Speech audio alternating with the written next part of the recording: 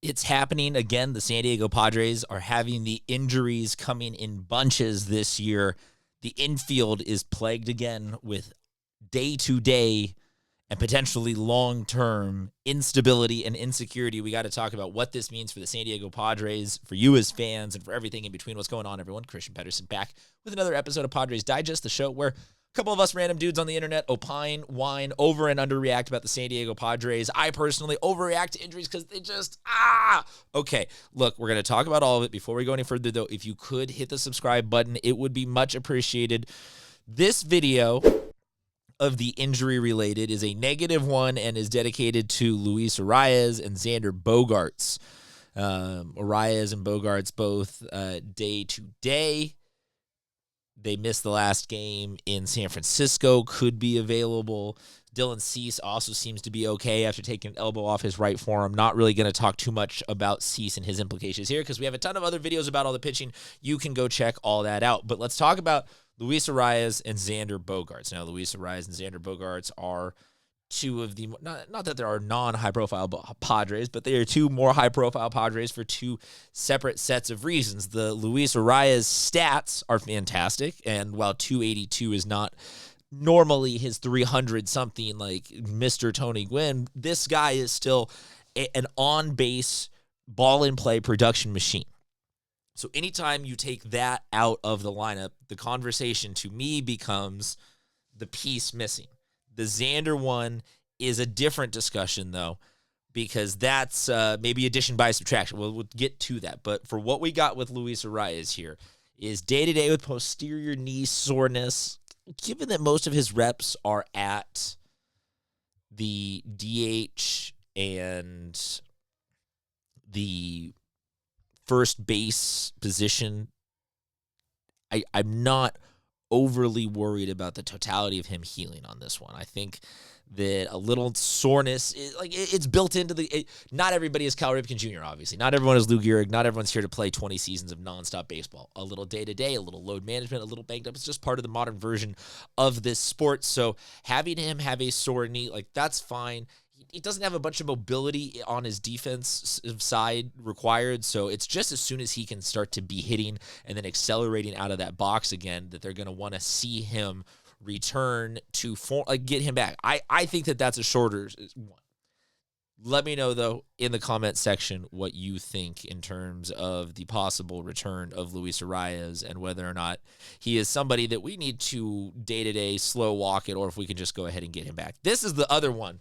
That's part two that we got to talk about of the injuries piling up, and that is that Xander Bogaerts is once again underperforming based off of general MLB expectations for kind of a starting shortstop, offensively speaking, but also underperforming, especially based off of the money he is costing and the pedigree he allegedly, thumbs up, allegedly the pedigree that he came here with as a World Series champion caliber player, someone that the Padres were going to build around, dang it, and he's part of this great, he signed a big contract, and he is now, he's hitting like this, and I bring this as injury number 2 of 3 that we're talking of as a counterpoint maybe of the Luis Arraez one, where Arraez is not necessarily central and the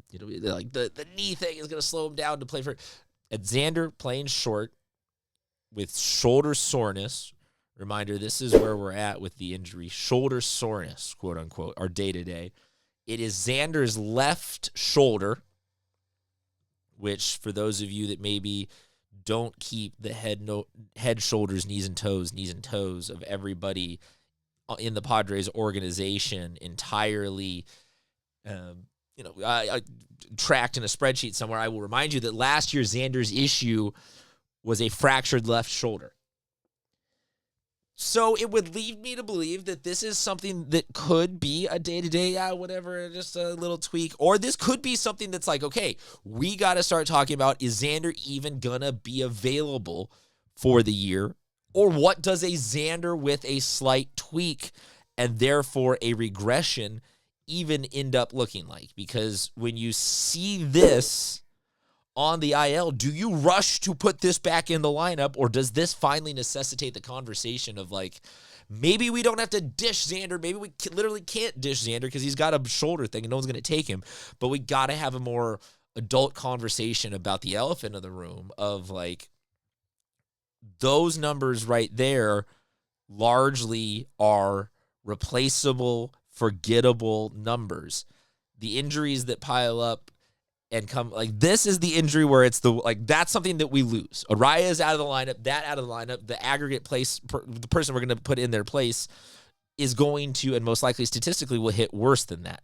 These numbers here for Xander, statistically speaking, maybe not the Padres backup in Iglesias is going to be able to hit better than this, but most teams should have a guy capable of hitting this or better, even if only up to, into the 240s or 250s. Like, that would still be an improvement.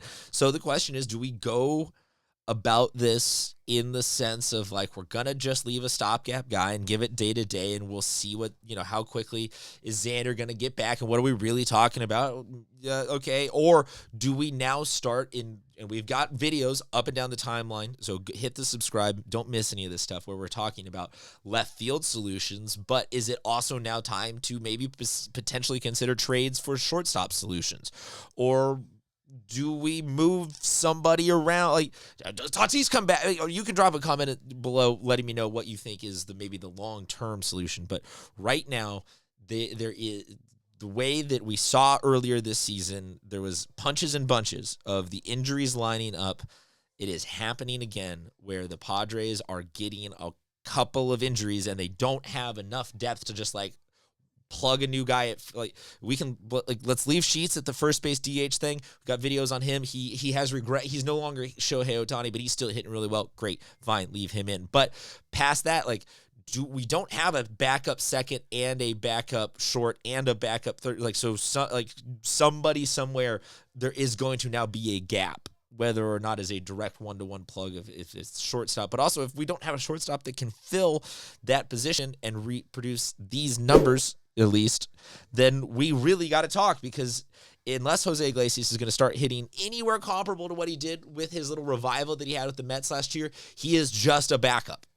And then we are down a true starting shortstop this season. So let me know what you think. We will talk more about a specific trade scenario in other videos. This one is just a dedicated, the injuries and what is going on, and just, kind of laying out where everything is. I will remind everybody also, just for the good news sake, that Dylan Cease, allegedly all good on his bangs and bruises. So kind of one of each of the injury roulette. Let me know, though, what you think about the severity of these injuries, whether or not you're even concerned or worried about them, what you think the Padres need to do substitutions-wise, or if this puts any new pressure on any of those trade scenarios. Until next time, Padres fans, keep the faith. 2025 is we're going to make it. It's going to keep on getting better and better. Talk to you soon.